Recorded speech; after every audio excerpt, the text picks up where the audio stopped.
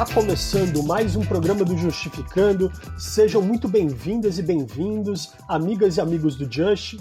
Aqui quem fala é André Zanardo, diretor de redação aqui do Justificando. Estamos todas as segundas-feiras na Rádio Brasil Atual, conversando com pesquisadores, pensadores, militantes que trazem análises do nosso contexto político. Lembrando também você que o nosso conteúdo também fica disponibilizado no seu player de podcast favorito todas as semanas, e assim você pode acompanhar também a gente pelas redes sociais. Se você quer acompanhar a gente e receber um lembretinho toda semana de quando tem um novo podcast Justificando, ou mesmo receber os textos incríveis dos nossos colaboradores, entra lá no Instagram, no Facebook ou no Twitter, @Justificando. Hoje, excepcionalmente, gente, eu tô gravando sem minha companheira aqui de bancada, a Mabô, mas seguimos com o nosso time de colunistas da casa e com um convidado incrível também. Hoje tenho comigo nossa colunista Ana Serrano, procuradora do Estado, vice-presidente para a área pública da Comissão de Direitos e Prerrogativas do OAB São Paulo. A Ana também é membro da Rede Feminista de Juristas. E é isso, sempre um prazer, Ana. Quanto tempo que a gente não se vê aqui no nosso programa?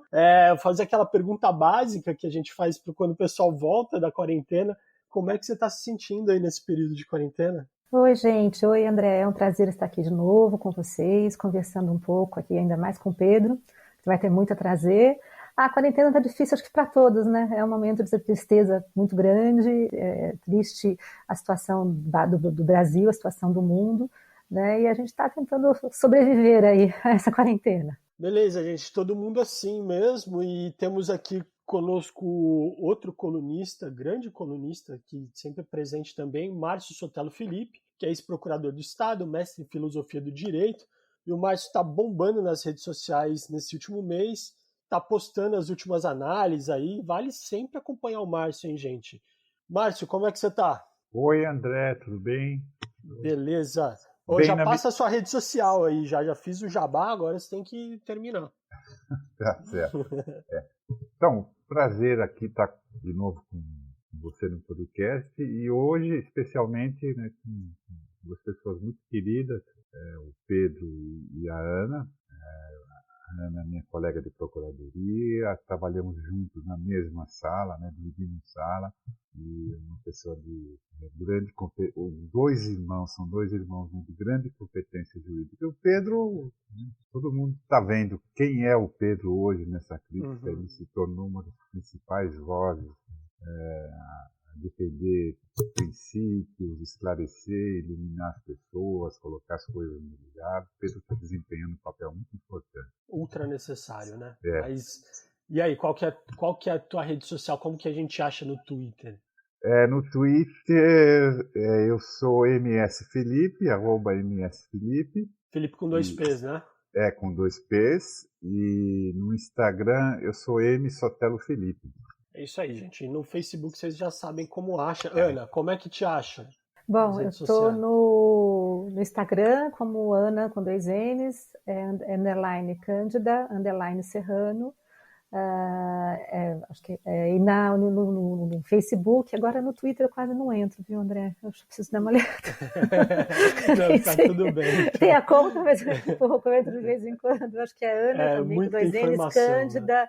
Alguma coisa. Deixa eu tentar ver aqui, peraí. É muita informação e eu entro pouco. Desculpa. Mas que é isso. E seguimos então com o nosso queridíssimo convidado. É um cara excepcional em todos os sentidos, um dos juristas mais combativos, um dos grandes parceiros do Justificando, que ajudou muito o Justificando nessa jornada, um grande pensador do direito que eu admiro e sempre quis aqui ter no nosso programa, Pedro Estevão Serrano, advogado, professor de Direito Constitucional da PUC São Paulo, mestre e doutor em Direito de Estado também pela PUC, com doutorado na Universidade de Lisboa. Bem-vindo, Pedro. Uma grande honra tê-lo aqui conosco, companheiro. Muito obrigado, viu, gente, pelo convite. Um prazer estar aqui com o André, com o Marcião, com a Aninha, né? É um prazer estar aqui entre amigos, né? É muito bom a gente refletir entre amigos, né? Muito bom. E você estava cantando essas bolas do que está acontecendo agora só desde que eu te conheço, Pedro. Tá um momento muito difícil para a humanidade, né? E agora ainda veio essa pandemia para complicar mais a leitura e também complicar a vida da gente. Nós não sabemos o que vem pela frente, sabemos que vai vir desgraça, mas qual o tamanho ninguém sabe, né? É assim que a gente começa o nosso podcast Justificando. Então, Renan, roda a vinheta.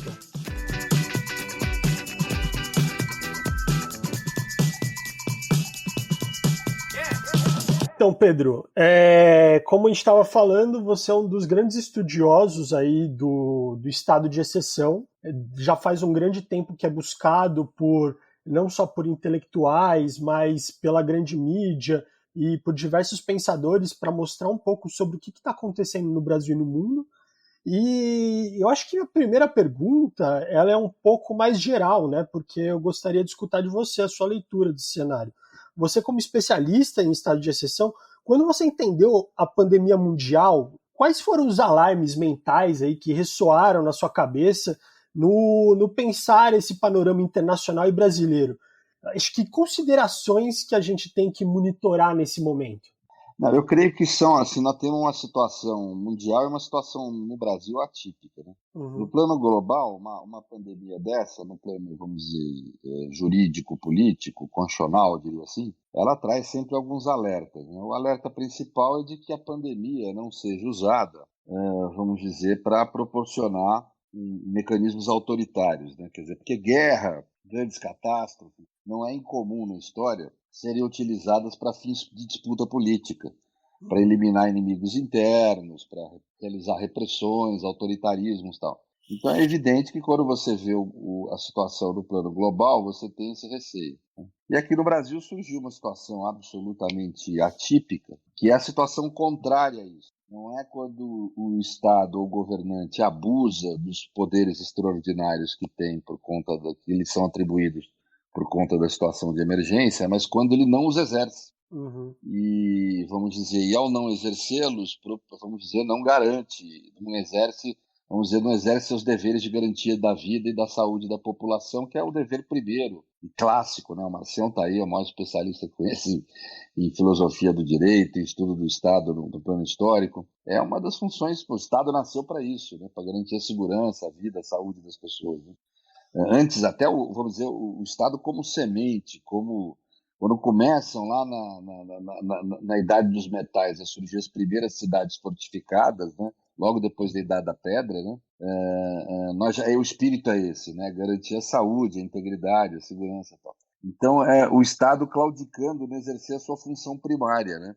Então é muito interessante, né? O autoritarismo agindo de outra forma, né? Então é isso, e nós vamos ter aí uma pós-pandemia que eu acho que tem muita gente, eu não sei, eu acho que é um mecanismo psíquico da gente, quando a gente está nessa situação de sofrimento e atípica, né? Nós tentamos assim fantasiar mesmo a realidade e para motivar o dia a dia, que está muito modorrento e difícil de levar, né? A gente ficar fantasiando o futuro colorido, sabe?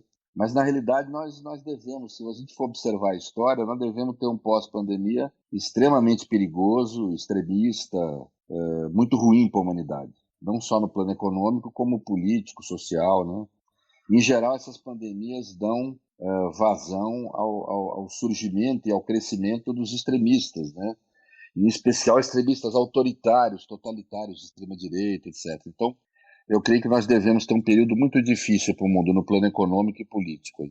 Então, Pedro, eu queria que você fizesse uma consideração, uma análise sobre esse último texto do Agamben, em que ele relacionou a pandemia com o estado de exceção, e ele meio que privilegiou desfocadamente, né, a questão do estado de exceção em detrimento do problema da questão da pandemia. Né? Parece que foi uma coisa meio distorcida aí. Queria que você fizesse uma análise sobre esse texto dele, colocasse nos devidos termos, né?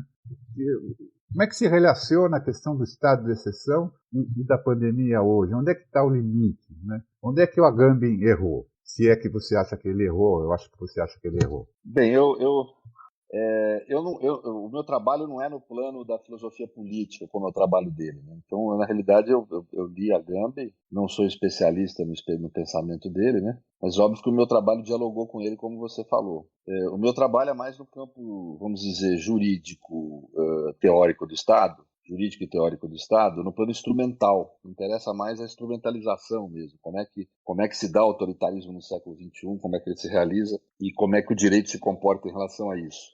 Então, eu tenho uma visão, preciso dizer, mais moderada que agora. Eu não acho que nós estamos sujeitos a governos de exceção. Nós estamos sujeitos a uma nova forma de autoritarismo, que eu chamo de autoritarismo líquido, que ele é composto por medidas de exceção, ou seja, medidas que têm uma aparência de democráticas e de cumprimento da ordem jurídica e constitucional, mas que no seu conteúdo são medidas político-tirânicas mesmo, né, de persecução ao inimigo. Mas essas medidas convivem com medidas democráticas, né? Por isso que eu acho que há uma liquidez, uma certa indiferenciação entre autoritarismo e democracia nos tempos de hoje, né? Quer dizer, cria-se uma indiferenciação.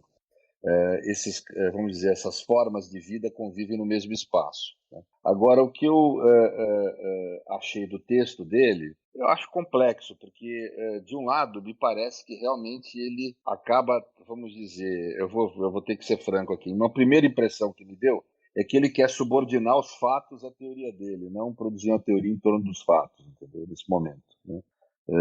Ele manifesta, vamos dizer, o que é um receio, como eu falei aqui, natural em qualquer pandemia, que nós ainda estamos sujeitos. E na Hungria, por exemplo, rolou fortemente, né? Que é você ter o uso da pandemia para fins de produzir a exceção. Agora, eu tenho diferenciado, Marcião, o que é a exceção da legalidade extraordinária, né?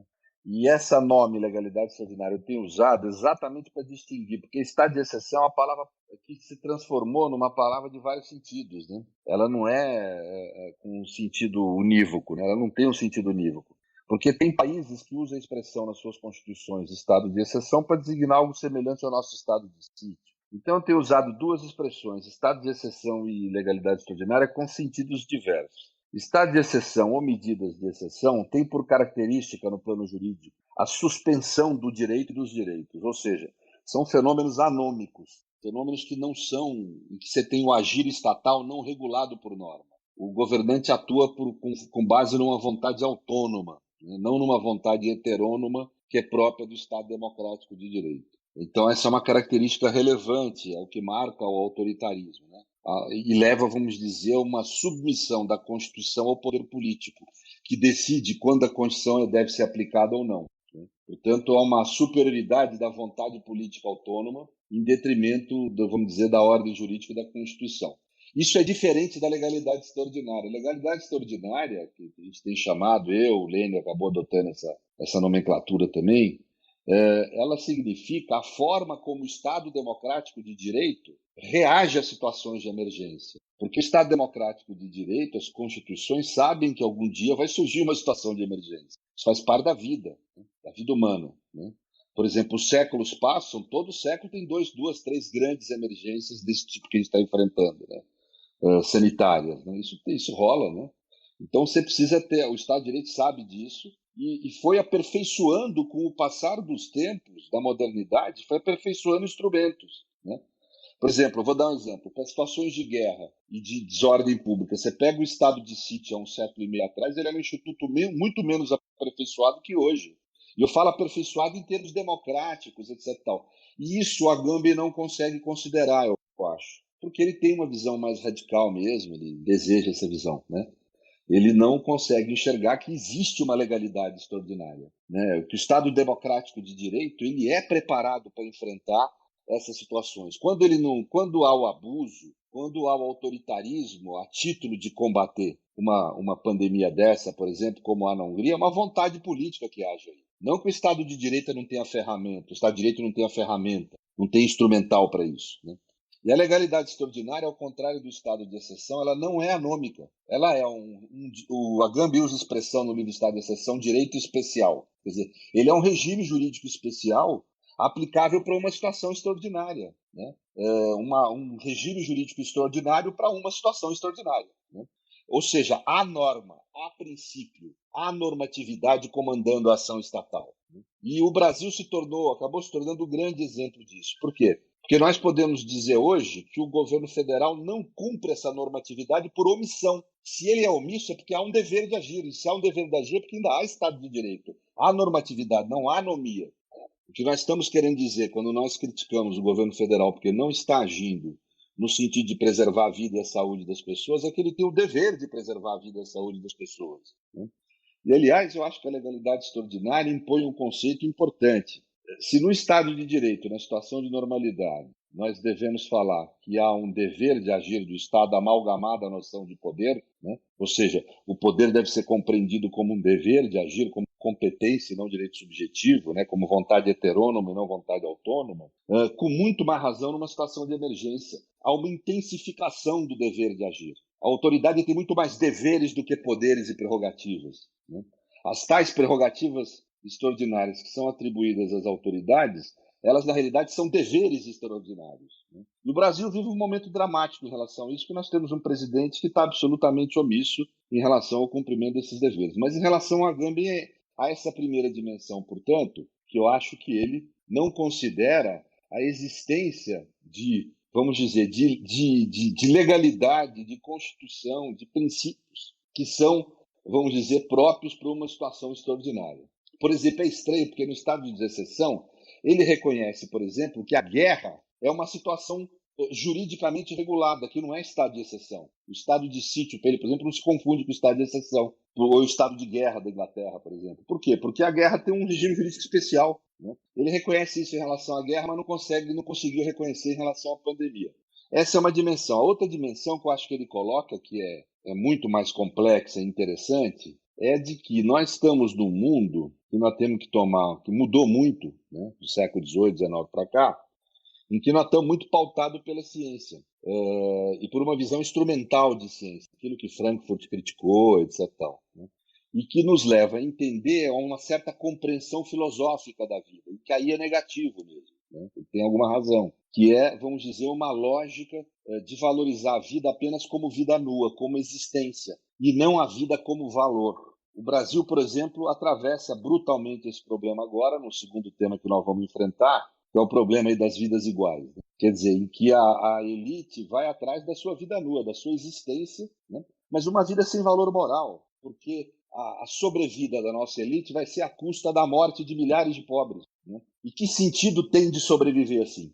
E aí eu acho que ele traz uma questão, o homem do século XVIII, o Marcos conhece muito melhor eu muito melhor disso do que eu, né?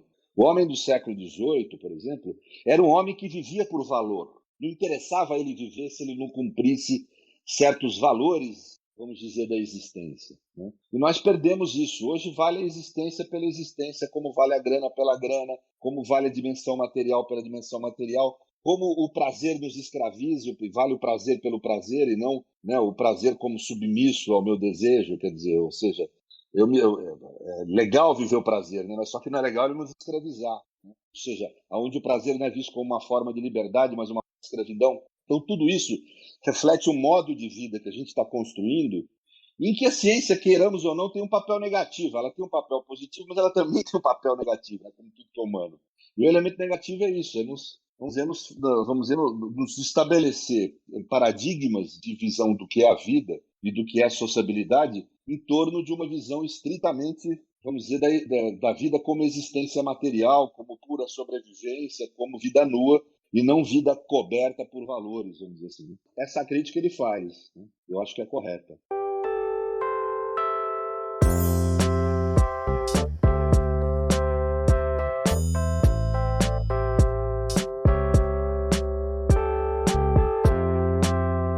Pedro, e a gente tem visto agora recentemente muita argumentação, principalmente por parte dos bolsonaristas, dizendo que a quarentena está restringindo o direito de ir e vir das pessoas. Como que você vê isso enquanto constitucionalista e tudo isso que você já falou para a gente? Eu vejo como imensa, quer dizer, do ponto de vista racional, perda de tempo. Uma perda de tempo? Porque se debater isso é estupidez, né? É mais ou menos o cara falar o seguinte, mas eu tenho direito de ir e vir, por que eu não posso ultrapassar o farol vermelho? Né? É exatamente a mesma questão. Exatamente, juridicamente, é exatamente a mesma questão. Por que ele não pode ultrapassar o farol vermelho sem ter direito de ir e vir? Porque se ele tem direito de ir e vir, por que ele não pode andar em alta velocidade na estrada muito acima da velocidade permitida? Né? Em suma, é que nem uma criança, que é eu acho que o fascismo tem essa coisa regrediva, no sentido ruim da palavra infantil. Por que existem outras pessoas no mundo e eu tenho que suportá-las? Por que o mundo não sou só eu? Por que o mundo não atende apenas os meus desejos? Por que o mundo... Porque não é apenas... Veja, olha que interessante o fascismo hoje em dia. Não é eu dominar o outro apenas, o corpo do outro, como era o fascismo clássico histórico. Por que o outro não deseja o que eu desejo que ele deseje? Né? Ou seja, é uma queixa infantil da diferença, né? Da alteridade, né? Da existência da alteridade. No fundo é isso. E quando ele fala, mas eu tenho direito de vir, claro, o de vir não se confunde com essa situação. Qualquer direito é limitado, é clássico isso no direito, aí, na introdução do direito, né? Meu direito vai até onde começa o direito do outro. Eu tenho direito de vir? Tenho, desde que eu não ponha em risco a vida e a saúde das pessoas com esse direito de vir. Se eu atravessar o farol vermelho, eu posso matar alguém no acidente de trânsito. Se eu começar a frequentar, no momento de pandemia, segundo diz a ciência, ambiente coletivo, né, eu vou poder pegar o vírus e eu vou colocar o risco de terceiros, a vida e a saúde de terceiros em risco. É a mesma razão pela qual eu não posso fumar em ambiente coletivo fechado. Eu posso fumar? Posso. É uma liberdade tão valiosa quanto o direito de vir. Né? Só que eu não posso colocar em risco a saúde de terceiras pessoas com o exercício da minha liberdade. Né? Por exemplo, eu adoro atirar. Posso atirar? Posso, mas eu não posso atirar em alguém. Porque eu não posso, com a minha liberdade de fazer o que eu desejo, matar alguém, colocar em risco alguém. Ou seja, eu sou obrigado a conviver em sociedade, porque dela eu usufruo. Né? Então, é a coisa mais primária da vida social que o sujeito está se queixando. Né? Eles são tão assim rígidos no plano da, vamos dizer, pregam uma rigidez, para mim, hipócrita no campo dos valores morais individuais, etc. e tal, mas não conseguem seguir a mínima sociabilidade. Né? Ou seja, o direito de ir e vir, ele é uma possibilidade limitada de agir como qualquer direito. Né?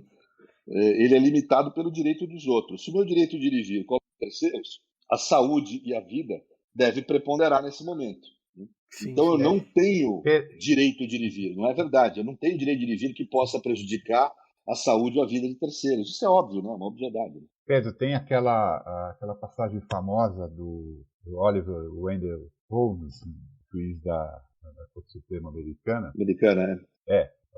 Todo mundo tem liberdade de expressão, mas ninguém tem liberdade de gritar falsamente fogo no cinema. Claro, é isso. É exatamente isso. É um exemplo bem simples para entender o que o Pedro está falando, né? Todo mundo tem direito de ganhar dinheiro, todo mundo tem direito de ter empresas, todo mundo tem direito de não quebrar. Só que se esse direito se choca com o direito à vida, aquele direito é cerceado. Precisam ser equilibrados e há um determinado momento em que um vai prevalecer. Então, todos os direitos fundamentais, eles são relativos. Eles são ponderados com outros direitos e em um determinado momento você elege aquele que é mais relevante nesse momento. E nesse momento é a vida. Márcio, aproveitando já, acho que aquele assunto que a gente estava conversando antes de iniciar o programa, colocando uma gradação a mais nessa dificuldade, a gente está vendo uma guerra entre executivo, legislativo e judiciário para ver quem tem razão em quanto às medidas da pandemia, né? E essa determinação do lockdown, no final das contas, compete a quem, Pedro? Essas questões de saúde pública, elas têm um caráter muito interessante, né? Compete a quem preponderar o interesse da decisão. O que eu quero dizer com isso? Nós temos uma federação em que você tem a União, Estados e Municípios, onde não tem mais, desde a Constituição de 88, o princípio da prevalência. Ou seja, a União não tem prevalência sobre o Estado nem sobre os municípios. Né? Eles são entes iguais no sistema, onde cada um tem a sua competência determinada na Constituição. Nas questões de saúde pública, que é uma competência concorrente, compete à União estabelecer normas gerais, planejamento geral, etc., e aos municípios estabelecer as normas de assunto de relevo preponderantemente local, e os estados a chamada competência residual. Quer dizer o seguinte, que compete à União nesse tema aí da pandemia estabelecer normas gerais, fazer um planejamento, uma articulação. Né? Agora, as medidas administrativas concretas, lockdown, etc., vai ser decidido pelos estados e pelos municípios, dependendo da realidade de cada local, né? E segundo critérios do que deveria ser um planejamento que não está sendo feito pela União. Tem dado um pouco de trombada, às vezes, um município com outro, o Estado com outro, pela falta de planejamento da União e de uma atitude centralizada, né?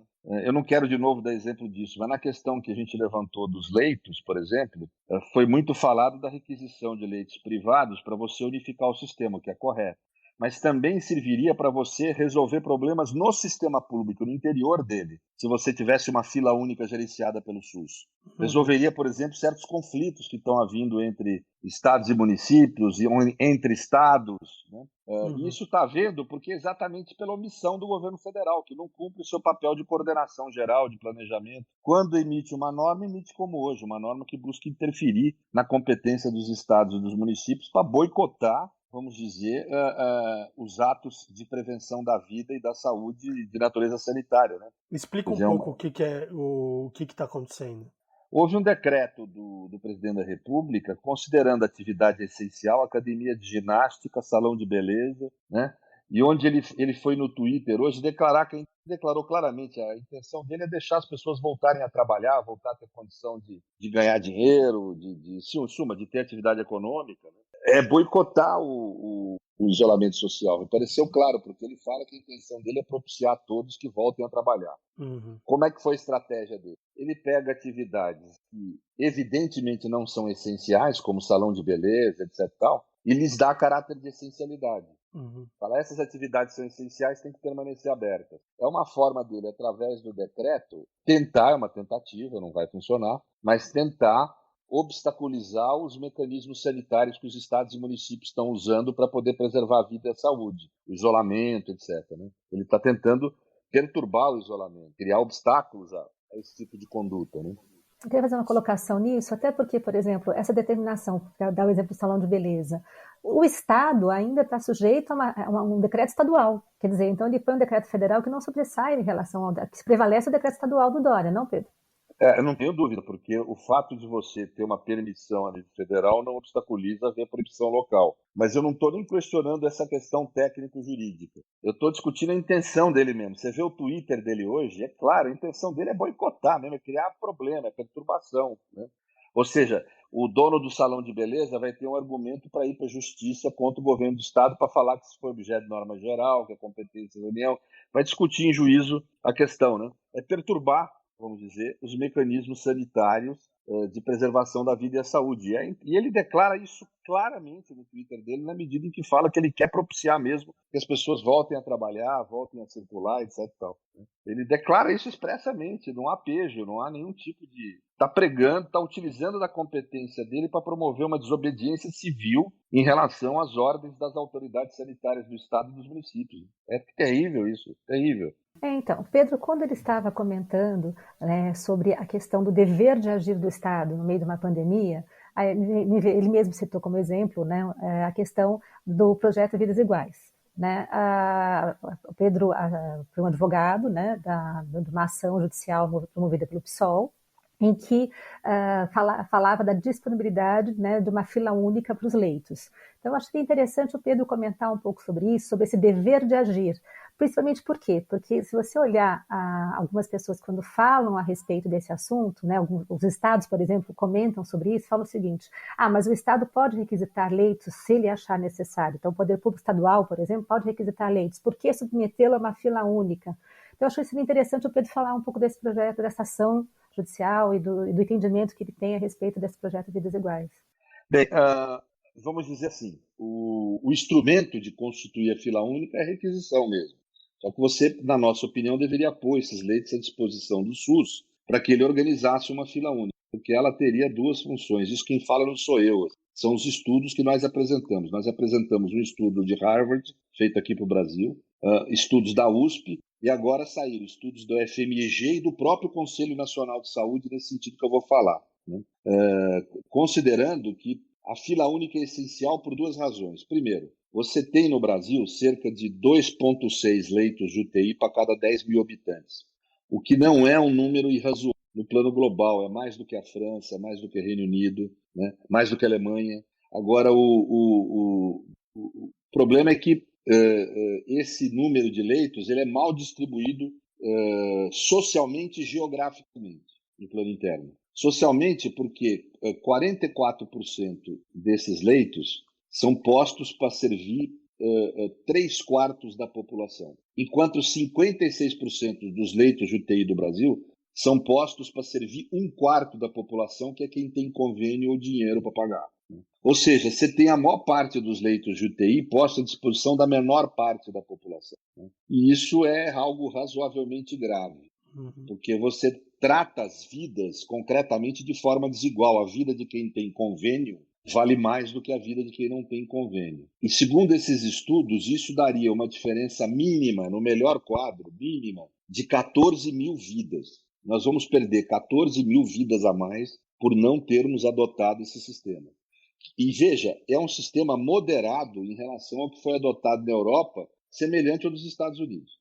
Na Europa foi utilizada a estatização provisória de todo o sistema de saúde e de quase todas as empresas que produzem produtos que são relevantes para o sistema de saúde. EPIs, álcool gel, essas coisas todas. Foi tudo estatizado na Itália, na Espanha, na Irlanda, na Austrália, que não é Europa, na Oceania, mas também fez isso.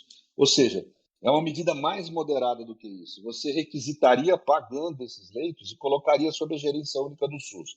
Além de poder gerenciar essa situação entre público e privado, a fila única ela permitiria uma organização do próprio serviço público. Porque nós estamos tendo esse problema, quer dizer, tem município que tem excesso de respirador, excesso de leitos, mas não quer ceder para o Estado porque tem receio de ter que utilizar com a sua própria população. E esses UTIs ficam vagas.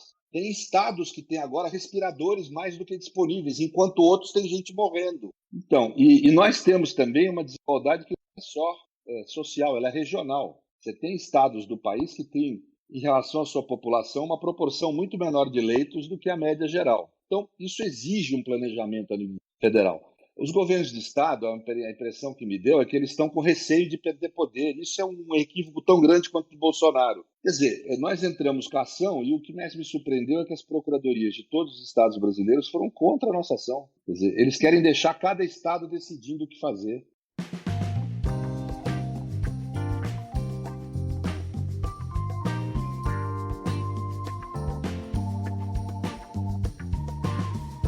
E Pedro, quem que apoia essa ideia nesse momento? Pelo que eu tinha visto aí, eu vi o Bruno Covas dar bons indícios de que fosse adotar algo do gênero.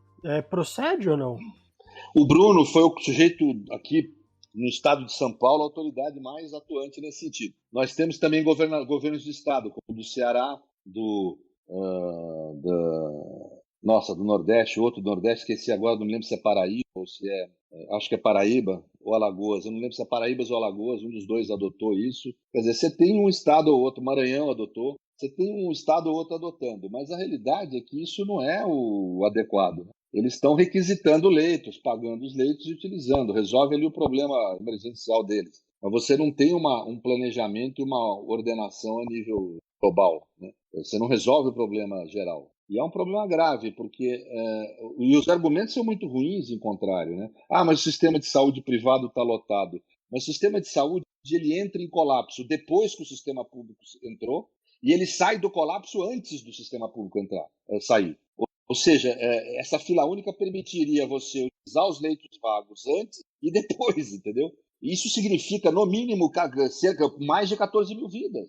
Não é pouca gente, é no mínimo, na melhor hipótese, se tudo der certo, se abaixar a curva e tal, vai significar 14 mil vidas de diferença entre adotar ou não adotar, né? E qual que é a lógica nossa? Se você tem opções de ação administrativa, onde uma salva mais vidas do que a outra, você é obrigado a adotar a que salva, né? Agora, vejam que interessante a situação sociopolítica que sobra disso. Ficam os estados e a União, todo mundo querendo obter o seu naco de poder, na minha opinião, para fazer a sua demagogia, e deixa, para mim, os governadores perderam a razão nesse ponto, né? E quem vai sofrer é pobre. E, no fundo, todos esses governadores, o presidente da República, os ministros do STF, é tudo branco, incluído que tem convênio médico. É esse o objetivo, né? Quer dizer, e mais, né? Eu senti uma presença forte no âmbito federal do lobby dos seguros de saúde e dos hospitais privados, ao ponto da nossa ação, que pede que seja considerada obrigatória a adoção desse modelo, ter sido rejeitada por razões do tipo discricionário do Estado, dos municípios e da União. E a ação que determina que seria proibido adotar esse modelo nos estados e municípios, que é promovida pela Associação de Hospitais, ter sido aceita. Não foi dado liminar, mas foi aceita. Então, quer dizer, você tem um lobby fortíssimo de interesses agora, né? Embora a nossa Constituição preveja, no inciso 25 do artigo 5º, o direito de requisição administrativa, pode requisitar bens, pessoal, serviços, instalações da iniciativa privada, quer dizer, o instrumento jurídico está aí. Você poderia, os estados, os municípios, a União, seja quem for, requisitar dos hospitais privados os leitos de UTI, os leitos comuns, e colocar sob gerência do SUS uma fila única. As pessoas confundiram, não precisa retirar o leito do hospital. Deixa ele lá. Deixa o leito do Einstein no Einstein, deixa o leito do... Né? E eles, inclusive, é que vão operar e gerenciar o dia. Mas o SUS é que vai dizer quem vai ocupar aquele leito. Agora, nós não fizemos isso. Isso está gerando uma pressão social imensa. E acho que a consequência, a ferida que fica nesses momentos na sociedade brasileira é imensa, porque nós acabamos com o projeto de... Né? Que nação que nós temos? Se na hora do vamos ver, a vida do pobre vale menos do que a vida do sujeito que está incluído. A vida do negro, que é isso que significa, vale menos que a vida do branco. Que nação é essa? Isso é inimaginável na Europa. Isso não existe. Eu estou agora frequentando questão acadêmica, tenho ido muito à França. Não existe isso lá, ué. Não se pensa isso. Quer dizer, existe nação acima. Né? E é gozado que o Bolsonaro faz essa propaganda toda, né? Brasileiro, de tudo, Deus acima de tudo. Brasil nada. São os brancos, que nem ele, eurodescendentes, é que tem um direito, um privilégio superior em relação à maioria da sociedade.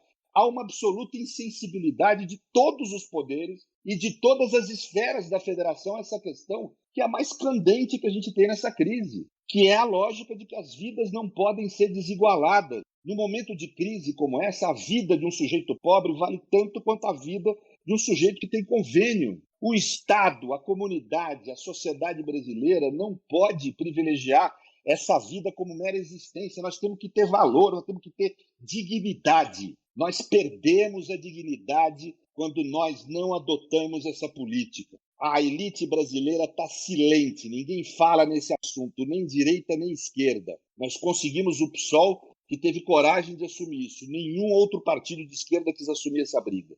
Os governadores, e vou falar mais, os governadores de esquerda estão contra essa medida no Supremo. As suas procuradorias foram lá e contra essas medidas, essa lógica. Quer dizer, é assim que a elite, seja de esquerda ou responde à ideia de que as vidas devem ser iguais. Quer dizer, ou seja, nós temos efetivamente um problema no país que é a ausência de um sentido de nação. A disputa política entre direita e esquerda é limitada aos brancos e aos incluídos. Esse é o território civilizado do país que se disputa. Há um imenso território, vamos dizer, humano, que está fora desse processo civilizado no país, que ninguém reconhece, ninguém enxerga, ninguém vê, não tem visibilidade, nem no momento trágico como nós estamos enfrentando.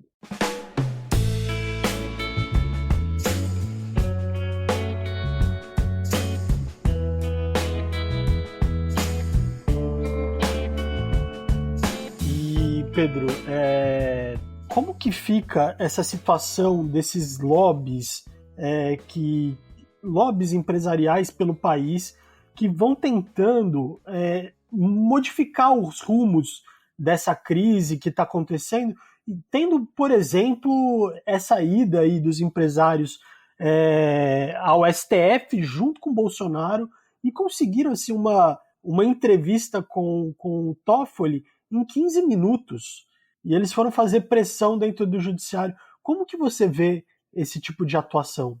Então, eu sinceramente acho que eu respeito muito o presidente do STF, o ministro Toffoli, mas eu acho que ele se equivocou ao deixar esses empresários ingressarem junto com o presidente. O presidente, tudo bem, acho que ele deve ser recebido sempre, porque é um líder de poder, né? É o chefe do poder executivo. O presidente supremo deve recebê-lo sempre que o presidente quiser. Mas não com os empresários juntos. Né? Porque o judiciário não é um órgão político, no sentido de ser um órgão que age de ofício, que instaura decisões. Né? O judiciário decide com base de uma forma subordinada, com base em decisões anteriores, as decisões legislativas, né? da lei e da Constituição. Portanto, é um juízo de aplicação que o judiciário realiza, e ele não age de ofício, ele age provocado através de procedimentos específicos. Se os empresários têm alguma queixa jurídica em relação ao isolamento, que ofereça uma ação no Supremo da via adequada, né? E não ficar fazendo lobby, pressão, isso não é modo de se comportar perante o judiciário. Agora, é de impressionar os empresários irem pedir fim do isolamento, né? Esses empresários estão malucos. Parece que no meio estava o Gerdau, que lucrou 1,5 bilhão esse semestre, né? Essa gente tinha que estar pensando, como, por exemplo, está acontecendo agora na França, né? Que você tem empresas transformando o seu pátio industrial para produção de equipamentos de EPI e acomodando trabalhadores da indústria que não conseguiu. Ou seja, estão colaborando com a nação. É o que eu te falo, que aqui não há um projeto de nação. O Brasil não é uma nação. É ficta a nação brasileira, é ficcional, né? Esses empresários tinham que estar indo para o executivo, procurar para o Estado, para como é que eles colaboram. Como é que, por exemplo, que a Gerdau vai transformar os seus pátios industriais em produção de álcool gel, de EPI, de máscara, né? Como é que, por exemplo, ele pode doar uma parte desse 1,5 bilhão que ele ganhou aí para o Estado? Quer dizer, não ficar contribuindo com 5, 10 milhões de reais. Não, vamos pensar em BI aí, gente. Essa gente ganha muito dinheiro, né? Então, como é que faz esse tipo de contribuição? Em suma, é pensar em como contribui com a comunidade agora, porque eles ganharam dinheiro absurdamente da comunidade esses anos todos. E agora é hora de devolver um pouco, né? Agora eles estão preocupados em ganhar mais dinheiro e pôr seus trabalhadores com risco de vida e para a saúde deles para continuar lucrando. Quer dizer, então é gente sem nenhuma sensibilidade, sem nenhum sentido de nação. É gente que vai ganhar dinheiro aqui e depois vai morar em algum país da Europa ou nos Estados Unidos. Esse que é o projeto de vida dessa gente. Não tem nenhum projeto de Brasil, nenhum projeto de nação. É legal as crises porque elas mostram quem é quem, né? Nós tínhamos que anotar o nome de cada um desses empresários que foram lá falar com o Toffoli, né? Para lembrar dessa gente, nós temos que lembrar do nome das pessoas. No Brasil nós não temos memória, tem que lembrar do nome da família, do nome da pessoa. Essas empresas familiares clássicas do Brasil tem que lembrar o nome, né? Quer dizer, saber que papel que esse sujeito teve na crise, na hora que tem pobre morrendo aí, o que ele fez. Quer dizer, então eu acho ultra relevante, entendeu isso? E a gente não tem memória, né? O nosso papel, acho que é esse. Por exemplo, você vai perguntar qual que é o nosso maior papel na crise? Ser essa memória. Eu tenho anotado, não aqui no meu computador, o nome de todos que estavam lá. Eu vou lembrar isso daqui. Eu estou com um projeto de cada ano escrever um artigo, mais ou menos na semana que eles foram com o Toffoli. Vou lembrar que o senhor fulano, Beltrano, Ciclano... Entendeu? Mas eu estou falando, quer dizer, é uma contribuição que você dá para o país. Lógico que é. Porque daí na hora de fazer a demagogia, de dar caridade na favela, de levar a cesta básica no Natal, isso não interessa. O que interessa é agora, é que contribuição esse povo está dando para o país. Eles estão querendo matar gente para manter lucro. É isso que esses caras estão querendo. Pedro, você sabe, além de tudo isso que você está falando, essa falta de visão, né, essa mesquinharia, existe uma burrice empresarial também. Eles não conseguem ver nem os próprios interesses deles. Se nós tivéssemos feito um isolamento rígido, como a Itália fez, como a Espanha fez, a França, e eles estão saindo agora, estão liberando, o prejuízo seria menor. O que eles ficam fazendo? Eles ficam fazendo pressão para afrouxar o isolamento. Quer dizer, a crise se propaga, né? Cada vez mais as pessoas vão morrendo, impede que haja abertura da economia. Do ponto de vista empresarial, o melhor para eles teria sido fechar rapidamente tudo, né? Em pouco tempo, 2 meses, nós estaríamos saindo. Eles estão prolongando o prejuízo deles. Além dessa falta de visão ética, é uma burguesia burra, é incapaz de enxergar alguma coisa que não seja o próprio interesse imediato, né, daquele momento. Meu caixa vai cair hoje. Não é capaz de ter uma visão de 2, 3 meses, uma visão de... Mas, Márcio, por isso essa falta de visão de parcela do nosso empresariado, não é nem de todo, mas de parcela do nosso empresariado, é que me faz achar que, pelo menos aqui no Brasil, o Estado tem realmente um papel importante. Porque, por exemplo, se você pensar, nenhum desses grandes empresários do Brasil faz investimento a longo prazo. São poucos que fazem, né?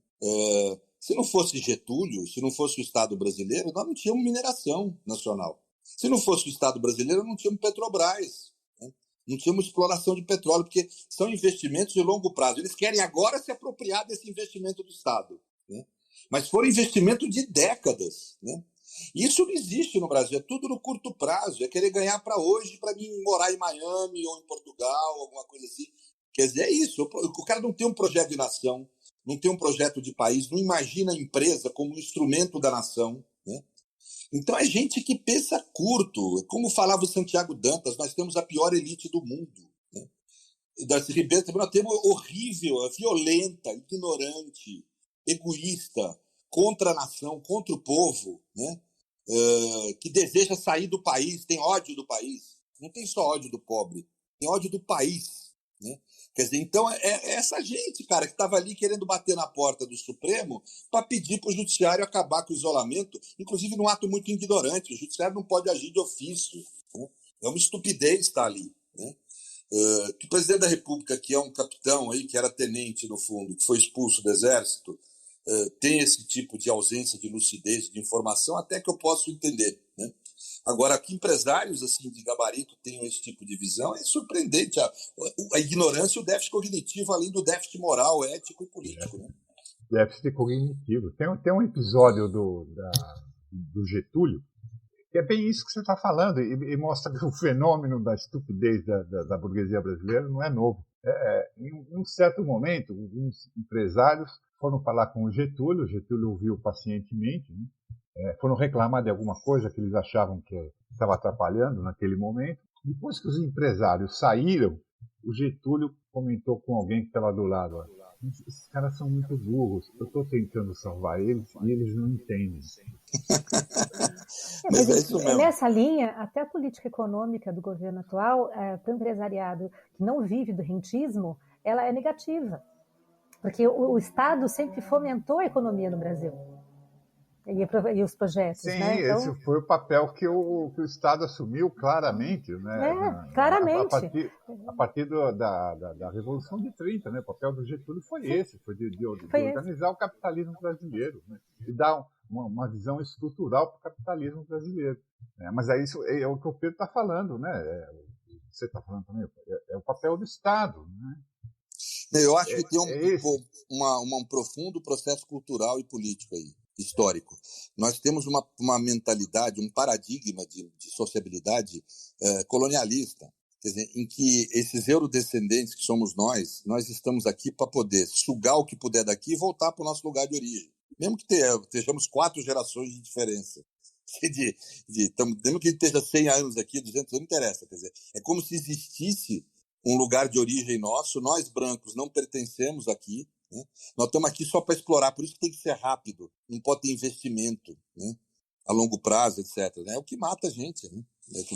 Quem nos mata é esse segmento, essa parcela da nossa elite que tem um profundo déficit não só moral, ético e cognitivo, como político também, porque não enxerga a noção de nação, né? Não consegue se integrar à nação brasileira. Tanto que você vê que essa elite parece que tá o tempo inteiro pensando em sair do Brasil. Mas é isso mesmo. 3, 4 vezes por ano, daqui para o aeroporto, do aeroporto no máximo se for passar o final de semana ali em Jurerê Internacional e esquecer que o Brasil é muito mais que isso. Não consegue descer da Land Rover. E essa classe média que se projeta nesses caras, eles acham que são a burguesia, agora vai ficar confinadinha aqui, porque não consegue viajar para Miami com o dólar a 5,70, o que é muito divertido. Mas eu acho que essa crise mostrou muita coisa. Uma das coisas que mostrou é o papel servil que esse governo tem em relação ao capital financeiro, né? Mas extremamente. E que gerou uma tragédia que nós vamos ter que resolver, não sei como. Porque liquidou com o empresariado de pequeno e médio porte, em geral, né? Salve um outro setor, né? Porque não forneceu a esse empresariado as condições financeiras para sobreviver durante a crise e entregou 1,2 trilhão em 3 dias para os bancos e grandes corretoras, né? Através de liberação de recursos, de depósito e de empréstimo mesmo. A maior parte de empréstimo. A maior parte desse dinheiro é empréstimo. Dinheiro que sai do tesouro mesmo, né? E sem nenhum tipo de garantia. Primeiro, sem nenhum tipo de transparência. A garantia desses empréstimos são contratos feitos pelos bancos ou debêntures. com nenhum critério público de avaliação, com nenhuma transparência e sem nenhuma garantia social na ponta, né? Então, ou seja, garantia de empregos, etc., para quem também se beneficiar na ponta, né? Então, na realidade, o que o governo fez foi salvar o rentismo. Isso fez em 3 dias. Enquanto no Senado, na mesma semana que no Senado se aprovou a redução de ganhos dos servidores públicos, né, de não se pagar, não é ganhos, né, redução de ganhos, é não conceder reajuste, não conceder quinquênio, não conceder esses benefícios que os servidores têm, na mesma semana se deu um grande benefício fiscal para os bancos e corretores. Quer dizer, de 1,2 tri, isso deve ter chegado aí a 1,5 tri, mais ou menos. Isso significa, 1,2 tri é quase 20% do nosso PIB, é quase 1/3 do nosso orçamento público. E foi dado numa canetada. E é muito abaixo dos valores dos R$600 que foi colocado para a população. Não compara. E o pior, bicho, é que é a maior quantia de dinheiro já transferida diretamente do Estado para a iniciativa privada em toda a história. E por critérios, eu estudei, assim, via lá as resoluções do Banco Central, etc., por critérios absolutamente escondidos, assim, pouquíssimo transparentes. Ninguém sabe o porquê dessa quantia. Ninguém sabe qual o valor que vão ser avaliados os contratos dados em garantia. As empresas que são beneficiadas na ponta sem nenhum compromisso de garantir emprego, né? E os bancos não estão transferindo esse capital para empresas pequenas e médias de jeito nenhum. Estão ficando, quer dizer, eles estão ou emprestando para empresas grandes que têm garantia de recebimento ou ficando no caixa. Quer dizer, isso é dinheiro público. No começo veio com uma desculpa, a internet encheu de desculpas do tipo, não, é liberação de depósito privado. Não é. Primeiro que era um depósito de interesse público, era uma garantia que o banco dá para o Estado, pelo Estado ser um verdadeiro avalista de todo o banco, né? Mas independente disso, quer dizer, 750 bi desse valor era empréstimo mesmo, né? As resoluções 4786 e 4791 tornam claro isso, é empréstimo, é dinheiro saído do Tesouro, né? Isso foi dado numa canetada para dar 95 bi. Eu estou falando de 1,2 tri, para dar 95 bi para os estados poderem arcar com os custos da epidemia, o governo fez um fuzuê, disse que isso ia quebrar a economia. Olha que ridículo! E como que eles têm essa ousadia por causa da desinformação das pessoas? Ô Pedro, e aí vem a pergunta que não quer calar. Eu sei que você é um dos caras mais responsáveis e que mais nos alerta aos efeitos da retirada de um presidente do poder. A gente teve a questão da Dilma, você foi muito atuante e até mesmo recentemente com os fatos do Bolsonaro, estava você firme e forte, falando ainda não temos fato suficiente para entrar com impeachment. Hoje, qual que é a sua avaliação sobre isso? Eu acho que o impeachment tem 2 dimensões, uma jurídica e uma política. Ambas as dimensões, a jurídica e a política, são orientadas, o jurídico por um princípio e a política por esse princípio traduzido num valor político institucional, que é o da contenção, digamos assim, né? A palavra golpe para designar um impeachment inconstitucional ou banalizado não foi criado pela esquerda brasileira, foi criado por Ronald Dworkin, num artigo que ele escreveu para The New Yorker no fim da década de 90, chamado Kind of Coup, tipo de golpe. E onde ele critica esse tipo de impeachment, de utilizar o instituto do impeachment, que é um instituto constitucional, para subverter a própria Constituição. E ele descreve o instituto do impeachment como uma arma atômica, que é a mesma, decidir por impeachment é a mesma coisa que decidir pelo uso de uma arma nuclear numa guerra. Então, por isso é que eu sou contido em relação a isso. Eu acho que a nossa Constituição recepciona esse tipo de ponto de vista, na medida em que ela trata como crime de responsabilidade não a mera ilegalidade ou a mera inconstitucionalidade como era feito antigamente, mas tem que ter um atentado à Constituição para caracterizar crime de responsabilidade. Por isso, inclusive, que a lei de crime de responsabilidade tem que ser, no mínimo, interpretada conforme a Constituição. Precisa ser adaptada porque ela é uma legislação produzida num tempo que não havia esse tipo de requisito tão estrito com relação ao impeachment, que é o requisito correto, a meu ver. E isso também tem um valor político, mesmo que se caracterize eventualmente no plano jurídico a conduta de crime de responsabilidade, também no político há que haver contenção.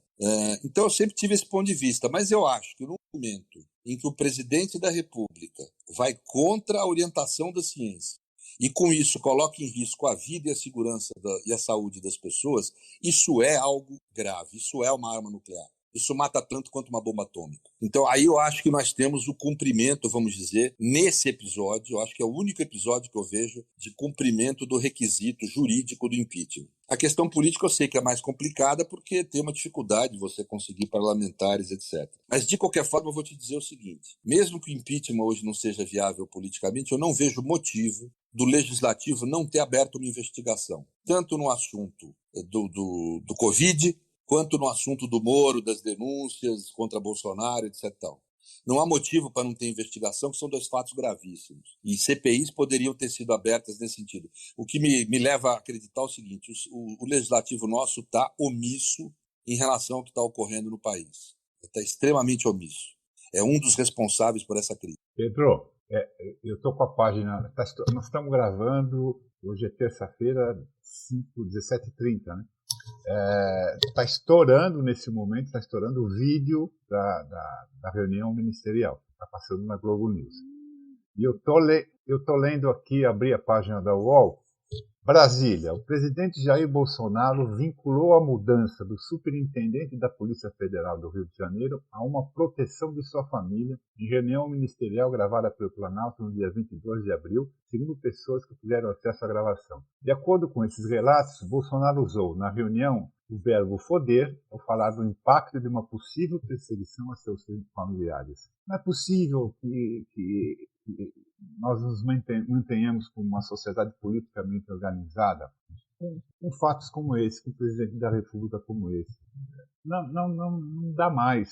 O último podcast que eu participei foi quando houve o entreveiro com o Moro, né? Eu falei, agora não tem jeito, né? O Maia tem que abrir isso, não tem como segurar. Eu não errei assim na avaliação, eu errei porque eu superestimei o Maia. Não é possível a gente continuar assistindo isso, essa fieira de irresponsabilidade, crime de irresponsabilidade, está praticando um genocídio, né? Está praticando um genocídio, e o Maia sentado em cima do processo de impeachment, ninguém abre um inquérito legislativo, um processo legislativo como o Pedro falou, e o mais terrível disso tudo é que essa situação da pandemia impede da gente de ir para a rua. Se fala muito, não há clima político. Se fosse uma situação que se pudesse ir à rua, fazer manifestações, já teríamos mudado esse clima político, teríamos criado esse clima político nas ruas. Eu também acho. A situação não permite, então nós estamos acorrentados, né? A vida nos acorrentou aqui, dentro de casa, falando por computador, sem poder ter contato com as pessoas, sem poder articular coisa nenhuma. E como é um processo, terrível. Esse processo tem que ser iniciado pelo presidente da Câmara. Quer dizer, ele tem que iniciar o processo para que aí também politicamente você possa reunir todas as forças para fazer isso. Ao ele sentar em cima aos diversos pedidos, ele obstaculiza qualquer discussão a respeito. Sim. É a grande omissão e ele esperou demais do Maia. Parece que se entende que o presidente da Câmara é soberano, é o conceito de soberania, nem de autonomia, né? O conceito de soberania, ele faz o que quer. Olha, eu não coloco esse processo para andar e pronto, né? Ele não tem esse poder, ele não pode se omitir. É isso, gente. Chegamos no fim do nosso podcast Justificando. Muito obrigado a todos vocês que nos escutaram até o presente momento. Queria agradecer muito, Pedro, sua presença aqui. A gente já está esperado há muito tempo aqui no nosso podcast. Que bom que nesse momento em que você está muito ativo aí, iniciativas louváveis como essa Vidas Iguais, a gente precisava de mais pessoas fazendo isso que o Pedro Serrano está fazendo. Um advogado articulando, ativo, combativo nesse momento aí de problema não só da pandemia, mas um problema do autoritarismo no Brasil, né? Márcio, querido, muito obrigado para você também. Queria agradecer muito, Ana. E, Pedrão, a palavra é contigo aí. Bom, eu agradeço muito a oportunidade aqui com gente querida, gente muito amiga, a Aninha, que é minha irmã, né? O Márcio, que é meu irmão, né? É um irmão escolhido, né? E você, André, também, um parceirão nosso. Muito obrigado a todos, viu? Eu agradeço muito a oportunidade de ter vindo aqui com vocês. Márcio, contigo. Oi, Foi ótimo ouvir o Pedro, né? Ganhamos uma aula aqui, muito esclarecedora, iluminou muita coisa. Gostei muito do programa, gostei de participar com a Ana. Né? Eu acho que foi tudo muito bem, fui muito satisfeito. Ana, volta mais, Ana. Obrigada, André. Gostei demais de participar. Acho que é a primeira vez que eu estou participando com o Márcio. Acho que eu nunca tinha participado com você, Márcio. Acho que é a primeira vez. Adorei participar com o Pedro. Ouvir as aulas do Pedro é sempre enriquecedor, né? Espero que os ouvintes gostem, né? E gostei demais de estar aqui, gente. Muito obrigada. É isso aí, gente. Então, obrigado. A gente está aí na próxima semana. Você sabe que segunda-feira na Rádio Brasil Atual você estiver em São Paulo e região.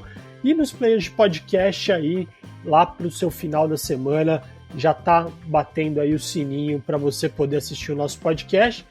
Queria finalizar com aceita, Maia. Pelo amor de Deus, aceita. É isso, gente. Até a próxima semana. Um abraço.